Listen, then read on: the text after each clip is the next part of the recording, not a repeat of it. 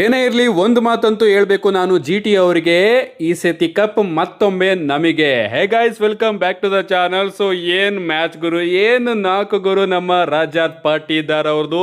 Literally Virat Kohli ಅವರು ಕೂಡ shock ಆಗ್ತಾ ಇರ್ತಾರೆ, ಮುಟ್ಟಿದ್ದೆಲ್ಲ ಸಿಕ್ಸ್ ಹೋಯ್ತಾ ಇತ್ತಲ್ಲ ಗುರು ಅಂತ. ಯಾಕಂದ್ರೆ ಯಪ್ಪ ಏನದು ಹೊಡೆದಿದ್ದು, ನಿಜವಾಗ್ಲೂ ಕೂಡ ಸಿಕ್ಕಾಪಟ್ಟೆ ಶಾಕ್ ಆಗ್ತಾ ಇತ್ತು. ಆ್ಯಂಡ್ ಕೊಹ್ಲಿ ಅವರು ಕೂಡ ಅದ್ಭುತವಾಗಿ ರಿಯಾಕ್ಷನ್ ಕೊಡ್ತಾ ಇದ್ರು. ಆ್ಯಂಡ್ ನಿನ್ನೆ ಮ್ಯಾಚ್ ಅಂತೂ ಕಂಪ್ಲೀಟ್ ಆಗಿ ನಮ್ಮ ರಜತ್ ಅವರ ನೇಮಲ್ಲೇ ಇದೆ ಅಂತಾನೆ ಹೇಳ್ಬೇಕು. ಆ್ಯಂಡ್ ಪ್ರೆಸ್ ಕಾನ್ಫರೆನ್ಸ್ ಅಲ್ಲಿ ನಮ್ಮ ವಿರಾಟ್ ಕೊಹ್ಲಿ ಅವರು ಕೂಡ ರಜತ್ ಪಾಟೀದಾರ್ ಅವ್ರನ್ನ ಹೊಗಳುತ್ತಾರೆ. ನಿಜವಾಗ್ಲೂ ನಾನು ತುಂಬಾನೇ ಪಾಟೀದಾರ್ ಅವರ ನಾಕ್ಸ್ನ ನೋಡಿದ್ದೀನಿ, ಬಟ್ ಇವತ್ತಿನ ಆ ಒಂದು ನಾಕ್ ಇತ್ತಲ್ಲ ಅದಂತೂ ಸಿಕ್ಕಾಪಟ್ಟೆ ಜೀನಿಯಸ್ ಆಗಿತ್ತು ಅಂತ. ನಿಜವಾಗ್ಲೂ ಒಂದೊಂದು ಓವರಲ್ಲಿ ಮೂರು ಬೌಂಡ್ರಿನ ಹೊಡಿತಾ ಇದ್ರು. ನನಗಂತೂ ಸಿಕ್ಕಾಪಟ್ಟೆ ಶಾಕ್ ಆಗ್ತಾ ಇತ್ತು. ಗುಜರಾತ್ ಅವರು ಮೊದಲು ಟಾಸ್ನ ಗೆದ್ದು ಬೌಲಿಂಗ್ನ ಆಯ್ಕೆ ಮಾಡ್ಕೋತಾರೆ. ಆಗ ನಾನು ಅನ್ಕೊಂಡೆ ಓಕೆ, RCB ಸ್ವಲ್ಪ ಡಿಫಿಕಲ್ಟ್ ಸ್ಟೇಜಲ್ಲಿ ಇರ್ಬೋದು ಅಂತ. ಯಾಕಂದ್ರೆ ಸ್ಟಾರ್ಟಿಂಗ್ಗೆ ವಿಕೆಟ್ಗಳು ಬಿದ್ದುಬಿಡುತ್ತೆ. ನಮ್ಮ ವೆಂಕಟೇಶ್ ಅಯ್ಯರ್ ಅವರು ಸಖತ್ತಾಗಿ ಪ್ರಾರಂಭ ಮಾಡಿರ್ತಾರೆ, ಅದಾದ್ಮೇಲೆ ಅವರು ಔಟ್ ಆಗ್ತಾರೆ. ನಮ್ಮ ಕೊಹ್ಲಿ ಅವರು ಕೂಡ ಒಂದು ಕ್ರೂಷಿಯಲ್ ಮೂಮೆಂಟ್ ಅಲ್ಲಿ ಔಟ್ ಆಗ್ತಾರೆ. ಆಗ ಅನ್ಕೋತಾ ಇದ್ದೆ ಓಕೆ, ಯಾರು ಬರ್ತಾರೆ ಗುರು, ಟಿಮ್ ಡೇವಿಡ್ ಅವರೇನಾದ್ರೂ ಒಂದು ಲೆವೆಲ್ ಸ್ಕೋರ್ನ ಸೆಟ್ ಮಾಡ್ಬೋದಾ, ಒಂದು 200 ಆದ್ರೂ ಟಚ್ ಆದ್ರೆ ಸಾಕು ಗುರು ಅಂತ ಅನ್ಕೋತಾ ಇದ್ದೆ. ಬಟ್ ಟಿಮ್ ಡೇವಿಡ್ ಮಾಡಬೇಕಾಗಿರ್ತಕ್ಕಂಥ ಕೆಲಸನ ನಮ್ಮ ರಜತ್ ಪಾಟೀದಾರ್ ಅವರು ಮಾಡ್ತಾರೆ. ಅಂಡ್ ಕೃನಾಲ್ ಪಾಂಡ್ಯ ಅವ್ರಿಗೂ ಕೂಡ ನಾನು ಕ್ರೆಡಿಟ್ ನ ಕೊಡ್ಲೇಬೇಕು. ಈ ವ್ಯಕ್ತಿ ಮಾತ್ರ RCB ಅಲ್ಲಿ ಬೆಂಕಿ ಆಟನ ಆಡ್ತಾ ಇದ್ದಾರೆ ಅಂತ ಹೇಳ್ಬೇಕು. ಒಂದ್ ಟೈಮ್ ಅಲ್ಲಿ ಮಿಡಲ್ ಓವರ್ಸ್ ಅಲ್ಲಿ ಇವರಿಬ್ರು ಕೂಡ ಸೇರ್ಕೊಂಡು ಆಡಿದಂತಹ ಆಟ ಇದೆಯಲ್ಲ, ಅದೇ RCB 250 ನ ಕ್ರಾಸ್ ಮಾಡೋದಿಕ್ಕೆ ಆಯ್ತು ಅಂತ ಹೇಳ್ಬೇಕು. ಯಾಕಂದ್ರೆ ಮಿಡಲ್ ಓವರ್ ಅಲ್ಲಿ ರನ್ ಕಮ್ಮಿ ಆಗ್ತಾ ಇತ್ತು, ಬಟ್ RCB ಗೆ ಮಿಡಲ್ ಓವರ್ ಅಲ್ಲಿ 100ಕ್ಕಿಂತ ಜಾಸ್ತಿ ರನ್ ಬರುತ್ತೆ. ಅಂಡ್ ಅದರಿಂದನೇ RCB ಟೋಟಲ್ ಆಗಿ 250ಕ್ಕೂ ಜಾಸ್ತಿ ರನ್ಗಳನ್ನ ಕಳೆ ಹಾಕ್ತಾರೆ. ಅಂಡ್ ಅದನ್ನ ಚೇಸ್ ಮಾಡೋದಕ್ಕೆ ಬಂದಂತಹ GT ಅವರು 19.3 ಬಾಲಿಗೆ ಆಲ್ ಔಟ್ ಆಗ್ತಾರೆ ಅಂತ ಹೇಳ್ಬೇಕು. ಸೊ ಫೈನಲಿ ಈ ಒಂದು ಕ್ವಾಲಿಫೈಯರ್ 1 ನ ಗೆದ್ದು RCB ಅವರು ಫೈನಲ್ ಅಲ್ಲಿ ಹೋಗಿ ಕೂತ್ಕೊಂಡಿದ್ದಾರೆ. ಅಂಡ್ ಸಿಂಹಾಸನ ಕೂಡ ಅವರೇ ಡಿಫೆಂಡ್ ಮಾಡ್ತಾ ಇರೋದು. ಸೊ ಈ ಬಾರಿ ಏನಾದ್ರೂ ತನ್ನ ಟೈಟಲ್ ನ RCB ಅವರು ಡಿಫೆಂಡ್ ಮಾಡಿದ್ರೆ ಮುಂಬೈ ಇಂಡಿಯನ್ಸ್ ಹಾಗೆ CSK ಪ್ಲೇಸ್ಗೆ ಹೋಗಿ ಕೂತ್ಕೋತಾರೆ.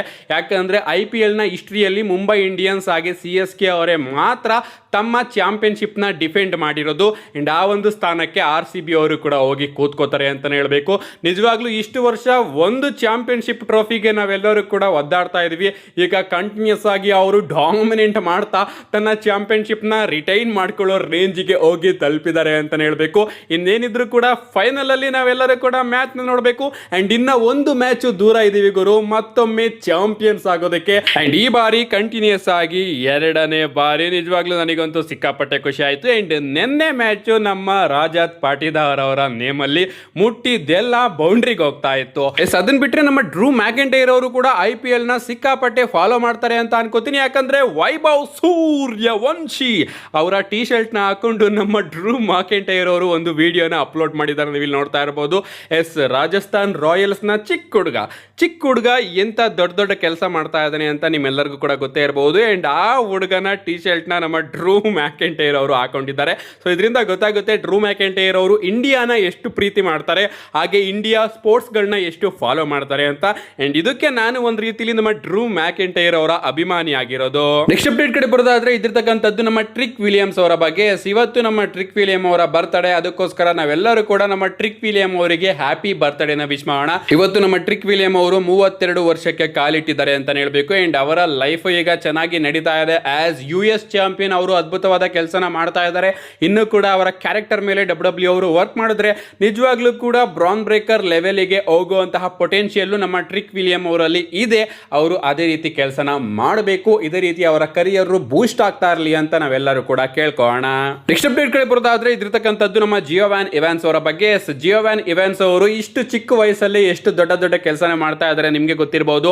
ಅದರಲ್ಲೂ ಕೂಡ ಅವರ ಹೈ ಫ್ಲೈಯಿಂಗ್ ಮೂವ್ಸ್ ಇದೆಯಲ್ಲ, ಅದಂತೂ ಅದ್ಭುತವಾಗಿ ನೆಕ್ಸ್ಟ್ ಲೆವೆಲ್ ಅಲ್ಲಿ ನಮಗೆ ನೋಡೋದಕ್ಕೆ ಸಿಗುತ್ತೆ. ಅಂಡ್ ಅದರಿಂದನೇ ಬ್ಯಾಕ್ ಸ್ಟೇಜ್ ಅಲ್ಲಿ ಅವರಿಗೆ ರೋಮನ್ ರೈನ್ಸ್ ಹಾಗೆ ಬೆಕ್ಕಿ ಲಿಂಚ್ ಅವರ ಕಡೆಯಿಂದ ಸಿಕ್ಕಾಪಟ್ಟೆ ಪ್ರೇಸ್ ಸಿಗ್ತಾ ಇದೆಯಂತೆ. ಅಷ್ಟೇ ಅಲ್ಲ, ರೋಮನ್ ರೈನ್ಸ್ ಹಾಗೆ ಬೆಕ್ಕಿ ಲಿಂಚ್ ಇಬ್ರು ಕೂಡ ಜಿಯೋವಾನ್ ಇವಾನ್ಸ್ ಅವರ ಜೊತೆ ಸಿಕ್ಕಾಪಟ್ಟೆ ಕಾಲ ಕಳೀತಾ ಇದಾರಂತೆ. ಅಂಡ್ ಅವರಿಗೆ ಹೇಳ್ಕೊಡ್ತಾ ಇದಾರಂತೆ ಯಾವ ರೀತಿ ನಾವು ರಿಂಗ್ ಅಲ್ಲಿ ಇನ್ನೂ ಅದ್ಭುತವಾಗಿ ಪರ್ಫಾರ್ಮೆನ್ಸ್ ನ ಕೊಡಬೇಕು.